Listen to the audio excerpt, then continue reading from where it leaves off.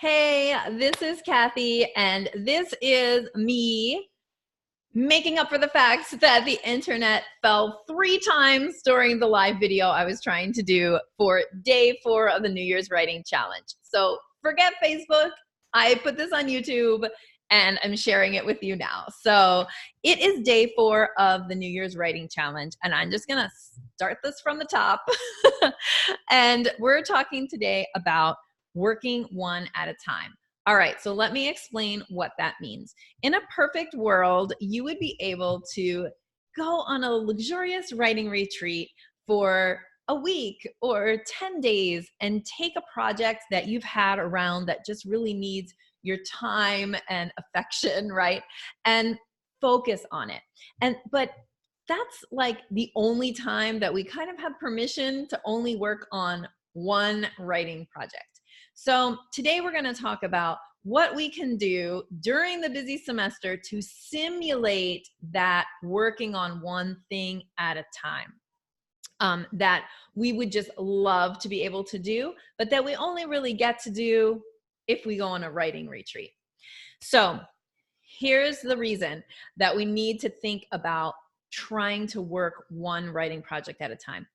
Many of you in yesterday's lesson, which was prioritizing projects, many of you made a big list of projects, and then I gave you some criteria, and we identified the 3 major projects for this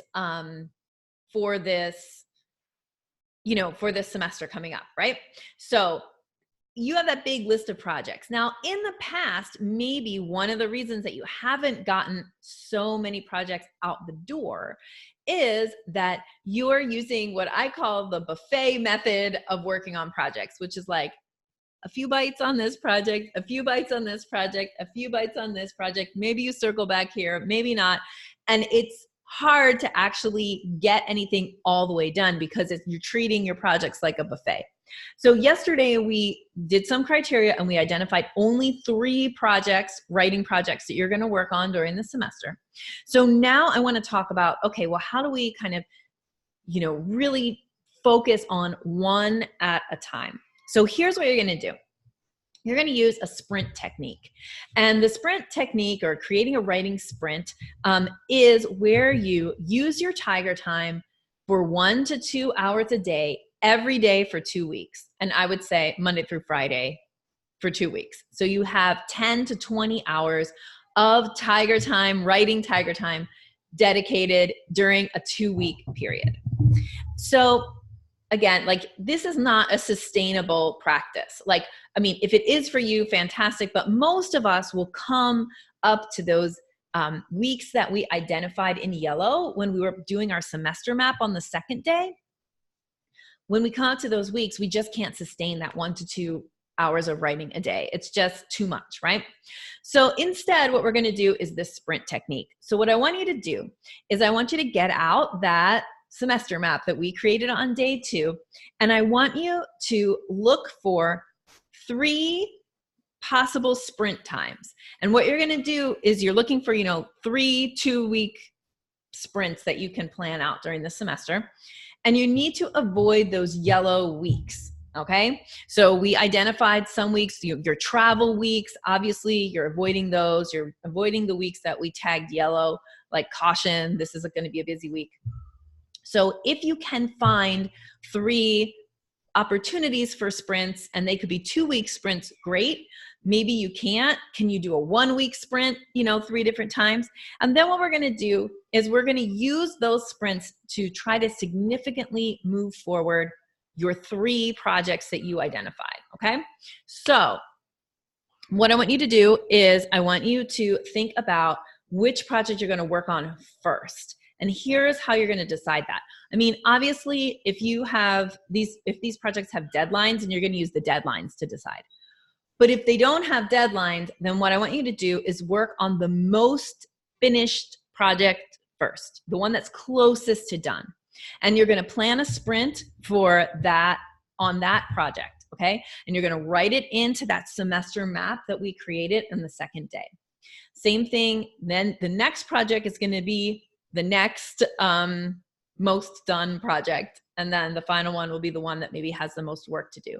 That might be opposite of what you've thought before, because maybe you think, well, I need to work on the project that has the most to get done. But actually, I want you to use this technique of starting with the almost done project, because I want you to create momentum. And that's how we create momentum, by finishing things. Okay.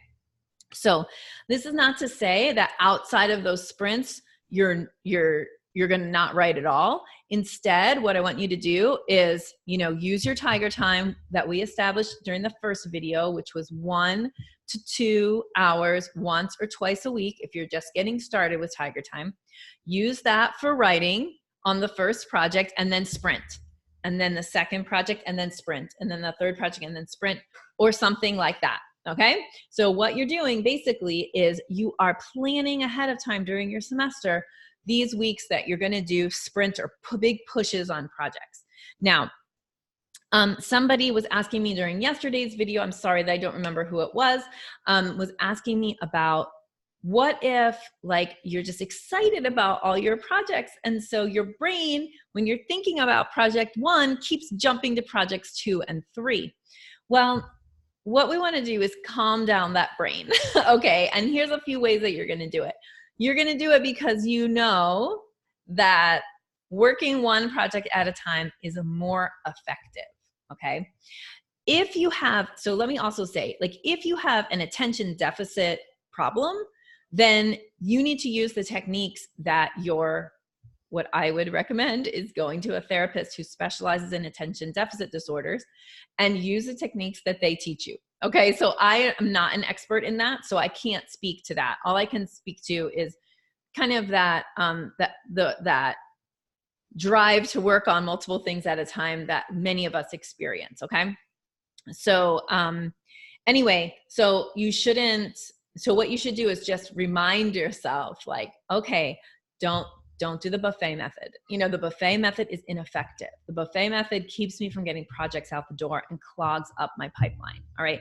Instead, I'm going to simulate working one at a time, and I'm going to try to really let myself go deep during that sprint into one writing project. A common technique that can be used if you really are having sparks of thoughts about other projects while you're working on one is just to keep a notebook handy and write those down, and then get back to business on the original project. But just remember that, and tomorrow we're going to talk about, and this relates to tomorrow. So I'll tease tomorrow and then finish this video. Tomorrow we're going to talk about self-sabotage. Okay. We're going to talk about how you need to stick to the plan. All right. And how to go about sticking to the plan. Because a lot of that, thinking I'm going to write on this, then this, then this, then this, is actually you sabotaging yourself. So we don't want to do that. So tomorrow, that's what we're going to be talking about. So just to review, you have figured out your tiger time. You have created a semester map. You've identified the 3 projects that you're going to work on. And now you've gone back to your semester map and planned out 3 writing sprints for each of the 3 projects. All right. Tomorrow, now that we have this beautiful semester plan, tomorrow we're going to be talking about how to stick to it. All right. Just before I go, I will mention again that our programs Amplify and Elevate are open for enrollment. In the body of this post, I will link to the applications. If you would like more information about those, we encourage you to apply or to write to us at writing@kathymazek.com if you have questions. Amplify is a pre-tenure program. And I don't want to talk too much about it today, just because this video has been awesome, but the videos I was trying before this have been a disaster. I don't want to take more of your time. So I'll explain more about Amplify and Elevate on other videos, or you can listen to, if you've been following the videos this week, then you'll know about those programs. But just real quick, Amplify is a pre-tenure program, and for pre-tenure women on the tenure track, it's a year-long program, and Elevate is open for enrollment now until February 1, and it is a program for post-tenure women. So I'll give more details later. Also mark on that calendar of yours for May that we have the Academic Women's Writing Roadmap course is opening up, and that's my course for everyone, for all academic women from late stage PhD students upwards throughout the career, anyone who wants to kind of re-inspire their writing and get their pipeline flowing. So that opens for enrollment in May, so mark your calendars right now for that. Have a great night. Bye.